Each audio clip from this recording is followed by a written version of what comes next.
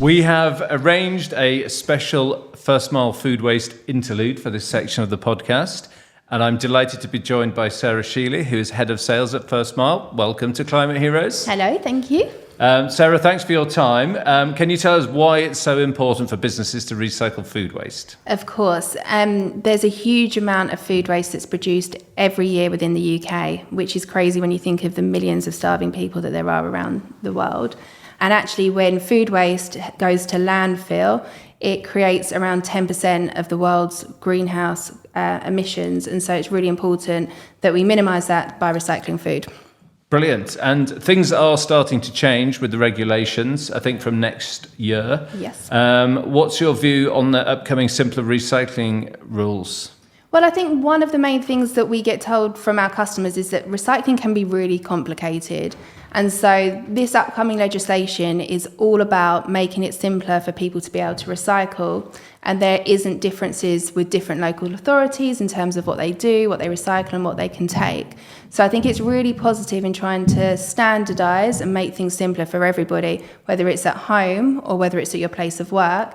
It will be about having to recycle food separately and making sure that's out of your general waste, as well as things like glass, aluminium, plastics, cardboard, paper. So it's all about encouraging recycling and making sure the same processes are available wherever you are. And so, in effect, it's making food waste recycling mandatory. Exactly that, yeah. And when does that start? So that starts in April 2025 in England. But it's already in place in Scotland and has been since 2016. And earlier this month, it came into effect in Wales. So we should, by 2025, everybody in the UK, it'll be mandatory for businesses to recycle food waste. Absolutely. And all local authorities will also have to provide a weekly food waste collection from your homes. Brilliant. Do you think it's going to work? Do you think people will get on Of board? course, yes, of course. It's really important because I think it's all about education and understanding the impact that food waste does have. We see all too often, as we said, the starving people around, and actually it's about minimising food waste, making sure that, people aren't overbuying and they're not, looking for the right ways to dispose of food waste. So, working with people like Too Good To Go to get rid of food that's edible and still able to be used, and then putting in a food waste service with us to collect anything else outside of that, to make sure that it's not going to landfill. But it's all about education and making sure customers are set up. And are we already seeing an increased interest in food waste recycling? Yeah, we really are. I think it started to be spoken about anyway. And also, I think not only is it really good for the environment, but also it's cheaper than putting it into general waste. So customers are really engaged in terms of food waste, but also wanting to do something that's better for the planet.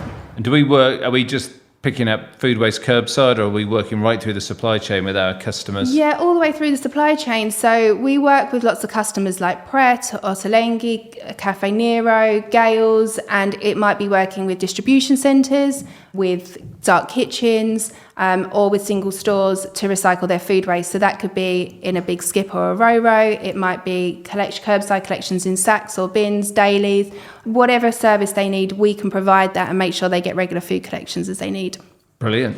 And so once we've picked it up, what happens to the food waste? Good question. So unfortunately, sometimes food waste isn't just food waste. It can be contaminated. There can be some food packaging in it. So once we've collected it, we bulk it and send it to the anaerobic digestion facility. There it is taken through a process where the packaging is removed and all the contamination is taken out. That's turned into energy from waste. Then the food waste goes through an anaerobic digester, and that is turned into green energy. Brilliant. Sounds fantastic. And what's our website if people want to find out about using our services? It's www.thefirstmile.co.uk. Brilliant. Thanks, Sarah.